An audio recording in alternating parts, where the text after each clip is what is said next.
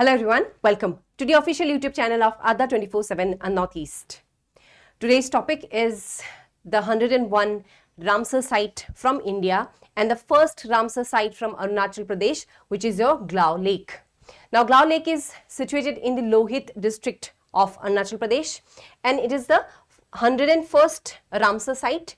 With the catchment area of this particular lake supports 150 plus 3 species as well as 49 orchid species. So now, what is a Ramsar site and what is a wetland? Now you have to remember that wetland is a unique ecosystem.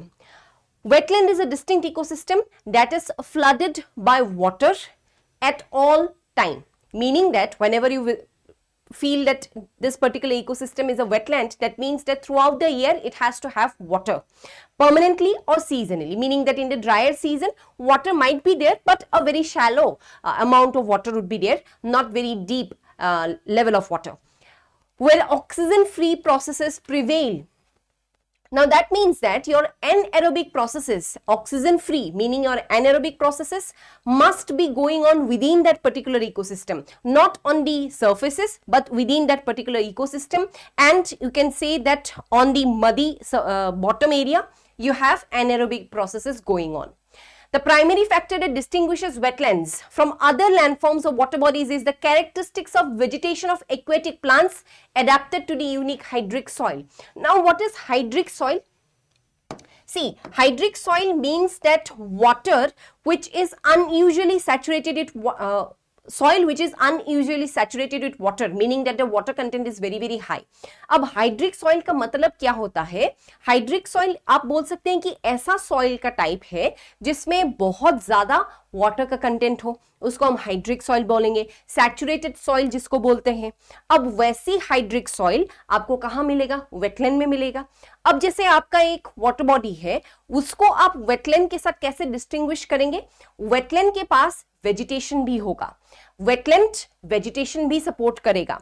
Aquatic vegetation हो सकता है, वो semi aquatic vegetation हो सकता है. आजू बाजू में आपको बहुत ज्यादा वेजिटेशन दिखेगा. जबकि आपका जो वाटर बॉडी, मान लीजिए एक नॉर्मल वाटर बॉडी है, आपके घर के बगल में जो पॉन्ड है जो आप लोग पर्सनल यूज के लिए यूज करते हैं, उसमें बहुत ज्यादा वेजिटेशन सपोर्ट नहीं होगा. जबकि वेटलैंड में होगा. और वेटलैंड में क्या होगा कि परमानेंटली पानी हर टाइम में रहेगा. आपको पानी भले ही ना दिखे ऊपर सतह पे, पर नीचे आप अगर देखेंगे तो आपको दिखेगा कि पानी फिर भी है. सो वैसे इकोसिस्टम को हम बोलेंगे वेटलैंड. ठीक है. अब रामसर कन्वेंशन के बारे में बोलते हैं. मतलब ये जो वेटलैंड है, अब ये वेटलैंड को हमें क्या करना है? प्रोटेक्ट करना है, ताकि वेटलैंड्स संपूर्ण तरीके से विलुप्त ना हो जाए, खत्म ना हो जाए. उसके लिए हमें प्रोटेक्शन करना होगा, उसके लिए हमें एक कन्वेंशन चाहिए. अब जो ये फ्रेमवर्क है वही कन्वेंशन है जिसका नाम पड़ गया है रामसर. रामसर इसीलिए पड़ा है कि जहां पे उस कन्वेंशन पे सिग्नेचर किया गया था, उसी जगह के नाम से इस कन्वेंशन का नाम हो गया. So now you require a framework for protecting these ecosystem which is your wetland. So the term was coined when the International Treaty for Conservation and Sustainable Use of Wetlands was signed at a city of Iran called Ramsar in 1971. अब ये convention क्योंकि इस जगह sign हुआ था, इसीलिए उसका नाम रामसर कन्वेंशन है, पर इसका ऑफिशियल कन्वेंशन का नेम है international treaty for the conservation and sustainable use of wetlands.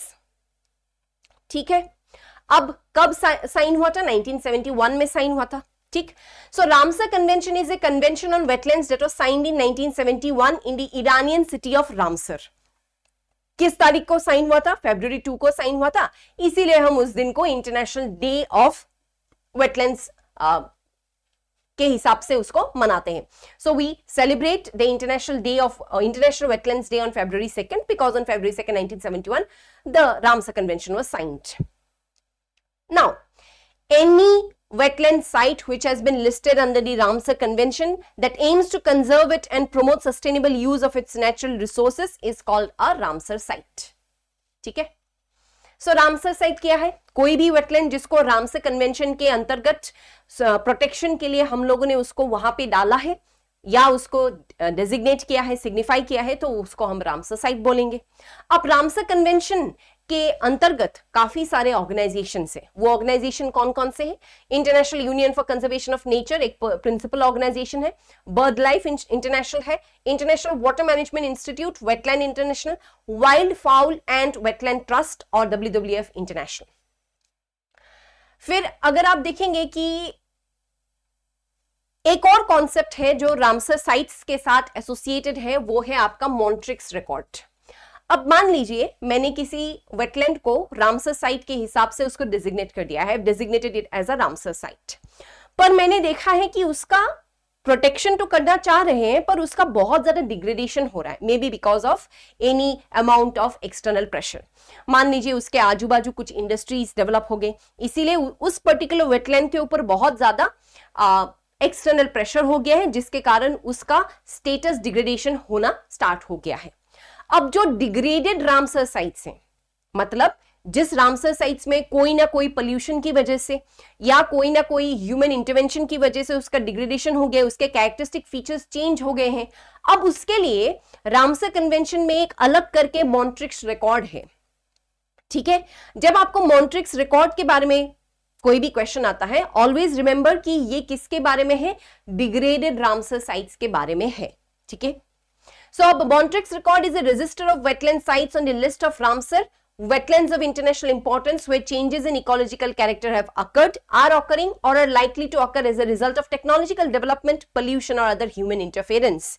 So Ramsar list के साथ ही हम लोग मॉन्ट्रिक्स रिकॉर्ड को भी मेंटेन करते हैं, पर मॉन्ट्रिक्स रिकॉर्ड में कौन से साइट्स होते हैं जो डिग्रेडेड है? इंडिया से 2 वेटलैंड्स मॉन्ट्रिक्स रिकॉर्ड में इंक्लूडेड है, राजस्थान का केवलादेव नेशनल पार्क और मणिपुर का लोकताक लेक। अब नॉर्थ ईस्ट के बारे में आ जाते हैं कि नॉर्थ ईस्ट में कितने सारे रामसर साइट्स हैं।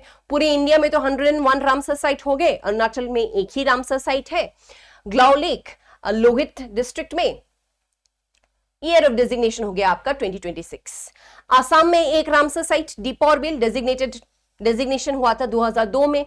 मणिपुर का लोकताक लेक 1990 में उसका डेजिग्नेशन हुआ था। मिजोरम का पाला वेटलैंड 2021 में उसका डेजिग्नेशन हुआ था। सिक्किम का खीचियो पालरी वेटलैंड 2025 में उसका डेजिग्नेशन हुआ था। और त्रिपुरा में है रुद्रसागर लेक 2005 में उसका डेजिग्नेशन हुआ था। अब इसमें 2 स्टेट्स मिसिंग हैं, मेघालय और आपका दूसरा स्टेट है आपका मिजोरम इज इंक्लूडेड है, Meghalaya and Nagaland, sorry.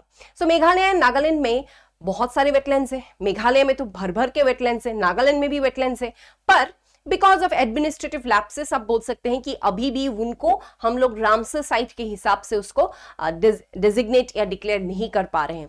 North east India में बहुत सारे वेटलैंड्स हैं, चाहे आप बोल ले किसी भी any of the 7 sisters and 1 brothers, any of the states has lots of wetlands, पर अभी भी उनका डेजिग्नेशन हुआ नहीं है।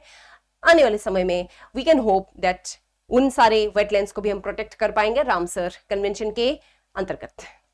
सो आज मेरे इस क्लास में इतना ही था। आपको एक इन्फॉर्मेशन दे देती हूँ, जो एस्पिरेंट्स आपके APSSB अरुणाचल के CGL और CHSL के एग्जाम्स के लिए प्रिपेयर कर रहे हैं, आप लोग हमारे अदर 24/7 नॉर्थ ईस्ट के इस पर्टिकुलर सिलेक्शन बैच में आपका अपना एनरोलमेंट कर सकते हैं।